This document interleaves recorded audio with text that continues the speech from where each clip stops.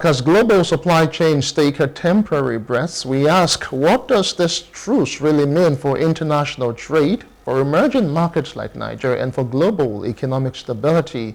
Joining us now to unpack these developments is Muktar Mohammed, international finance expert and CEO of Finance with Muktar.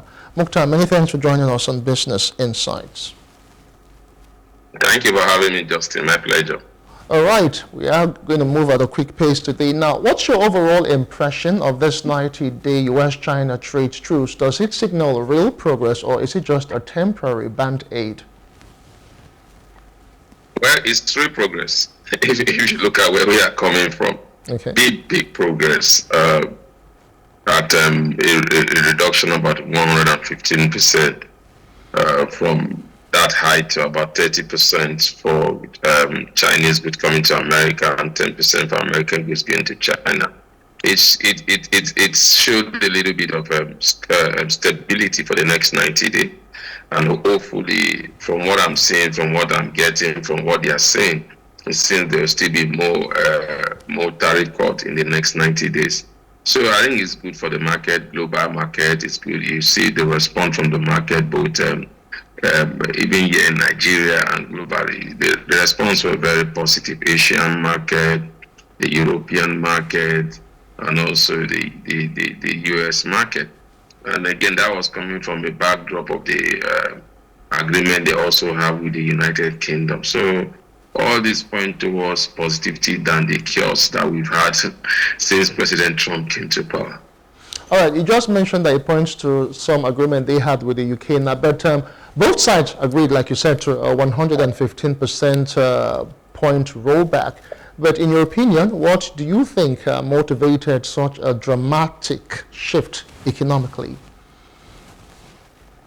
Well, it's obvious, Justin, what attracted those dramatic shifts to also have to do with them also looking at their own economy. You know, the U.S. economic data just came out and it said the economy was not doing well, cost of living was being high. They were going to move to inflation, knowing that most of American companies does their business in China. And so, and if you allow that to continue, it's going to get to a point whereby it will affect every household in America, especially the most vulnerable. So you have to look at that critically, because cost of goods and services has gone high. The only stability they had was in the tech industry or in the mobile phone communication sector, which was not tempered with intense of tariff.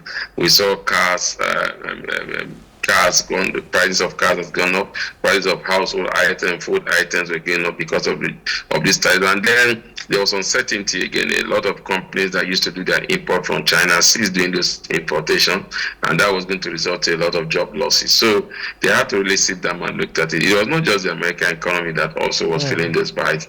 The Chinese economy also was feeling it because of their large manufacturing sector, and America was their largest market. So both had no option than to come to the round table and make a decision.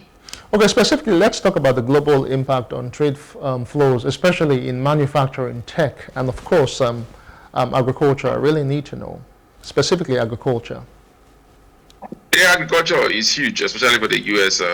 Market, whereby 90% of those that voted for Trump were largely farmers that think that is coming to help them grow their business, begin to see them export to other European countries, and also meet the needs of the American people.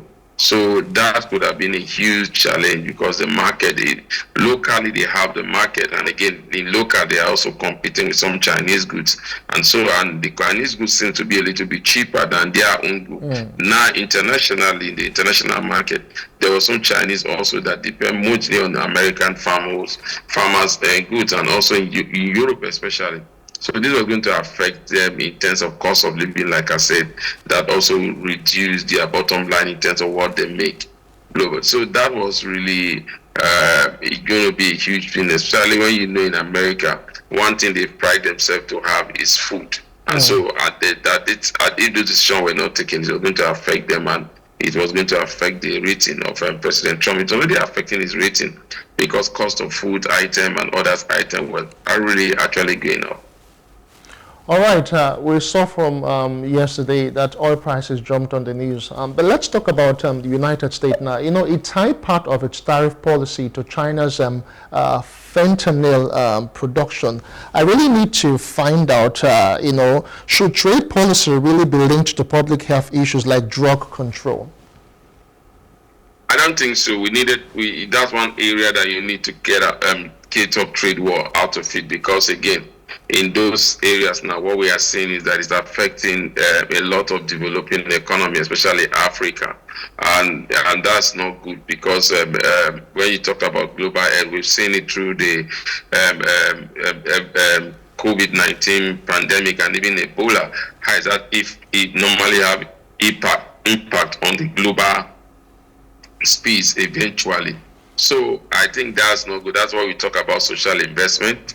We've seen that cost of drugs are definitely going to be higher in other nations outside of the United States, and some of these nations are the poorer nations that depend solely on it for drug. You talk, even if it's not the poorest African country, you look at a country like South Africa, which have one of the highest population when it comes to HIV/AIDS. They depend largely on America for in that area, but unfortunately now, since Donald Trump came into power, he has withdrawn those aid, especially in the area of AIDS and HIV drugs. So that again is having a very negative impact on the healthcare and the well-being of those spaces, those in South Africa. But remember that, like I keep saying, the world has become a global business village, whereby what affects one as a split board into the other part. So I'm really worried about that aspect of the healthcare area that has been withdrawn. Okay, let us look at another angle now. You know, do you think this 90-day window is a stepping stone to a lasting deal, or are we likely to see further tensions resurfacing after the 90 days? Well, with President Trump, you never can say. So, but again, if you look at where we are now, where we are coming from, and where we will be if this is not maintained or improved upon, they have no option than to improve upon it, because like I said, the market responded positively to that. We'll begin to see today a lot of goods will be coming down from their price. We will begin to see a lot of import from China into America, and a lot of export from America into China. There will be a lot of activities, but again, that is between the American and the Chinese. The Chinese is American third largest trade partner. The American two largest trade partners are Mexico and Canada. And so there is still tension between those two with the American government in terms of tariff, even if it has also been suspended and talk is ongoing. So what we will see is that there must be a synergy between these three superpowers in terms of trade with America for the world economy to maintain stability for a long term. So a situation whereby you are doing it with Chinese, you're not doing it with the Canadians, and you're not doing it with the Mexicans, it's going to be a problem. But again, I think again there will be a balance, because for the Mexicans, you are seeing in the area of vehicles, cars that are shipped into America. So if you don't do that, that means one thing average American has pride himself is in the easy and easier way for them to get cars to move from point A to point B. You need to address that. If you look at the Canadian aspect in terms of food, in terms of energy, that's American largest trade partner, so they need to look at that also. Like I've said, the Chinese is largely in the manufacturing sector. Almost 70 to 80% of goods that find their way into America are manufactured in China, even when the companies are in America. So there's a lot of things that the American needs to do, and I think this 90 days is a good time for them to look at it critically and then make sure they improve upon it, both the American and the Chinese. What we are seeing now was what should have done immediately it came to power. Set up that high power delegation. Look at all this, not all the drama and noise that we've gotten to, and we've gotten throughout since he came in, and how that have affected the global market. But now, I think it's better late than never. All right, I was discussing this with someone yesterday, and they could not just understand what specifically is our own business, that we are just sitting on the sidelines. That's our continent, Africa. But let's bring it closer home right now. What does this really mean for Africa? Could countries on the continent benefit from reduced U.S.-China tensions, or are we still on the sidelines? Well, Justin, we are no more on the sideline. Okay. You just said it during your report. Oil benchmark has gone up by $6. Yeah. That's again is positive for a country like Nigeria. We remember our budget estimate is about $75 per barrel, so we are not immune for it. So solution to it also brings us closer to our own solution here. So definitely that's how it have affected Nigeria. Nigeria is an African country. Then, like I said, in the sense of healthcare, you see the effect on South Africa and other African economies. So definitely, we Africans are no longer sitting on the fence. But what would have been good was Africa to take advantage of this, and unfortunately, we're not able to take advantage of it. If you look at what Chinese are enjoying is cheap labor, and this labor is driven by a lot of cheap infrastructure. They have better infrastructure and cheap labor, so they are able to tap into some of the prosperity in America, especially from the service sector, and they are able to benefit from it. So ordinarily, when the America is not doing business with the Chinese, the next people they're supposed to do business with is the Africans, especially in terms of our population and in terms of our cost of labor, which will be lower. But unfortunately, we don't have the infrastructure to drive this type of labor from the America and other from America, especially, or other European nations, and even from China to want to do business with us. So that's the challenge that the Africans, especially have had, and Nigeria also, other would have taken advantage of it, but it's just because of these infrastructural challenges. All right, well, you've said a whole lot. I was going to ask you about African economies and pushing harder for stronger regional integration and, of course, trade resilience, which you have mentioned in passing. But let's talk about Nigeria specifically. Let's talk about lessons that we can actually learn. What lessons can Nigerian policymakers and business leaders take from how the U.S. and China are managing this complex economic diplomacy? I think in indigenous solution to your problem. You see, we are trying to do that now. We said Nigerian first. So hopefully that will see the light of day. Because what I'm seeing is more or less like we are copying whatever American is doing. Nigeria first. That's what we are saying now. And yesterday, the group managing director of NNPC said, "Drill oil. We are going to start drilling oil in the north." And you mustn't forget the popular speech from Donald Trump, "Baby, drill."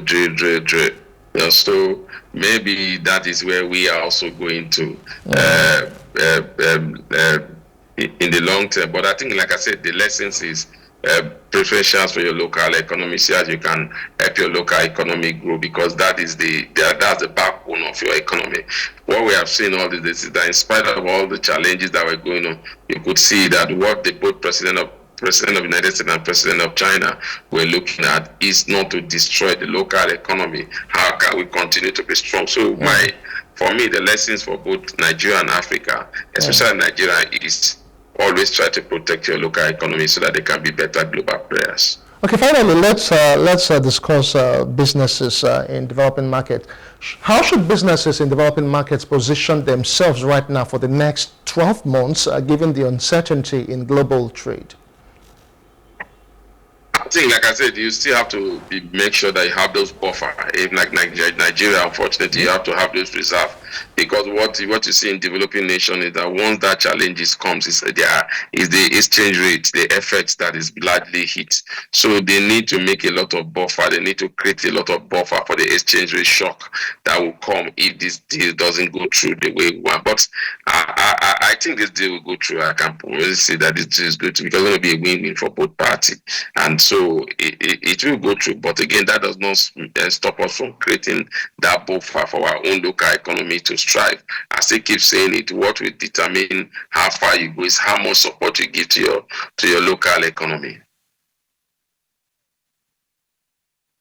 The Chinese government have actually sorted out this lingering issue. Do you see any hope for the Mexican and Canadian counterparts? Definitely, there will be hope, especially for Canada. If you look at the Canadian Prime Minister, the new Prime Minister has visited Donald Trump. They have a meaningful discussion. And from what we have gathered, Trump is more disposable to doing business within than the former Canadian Prime Minister.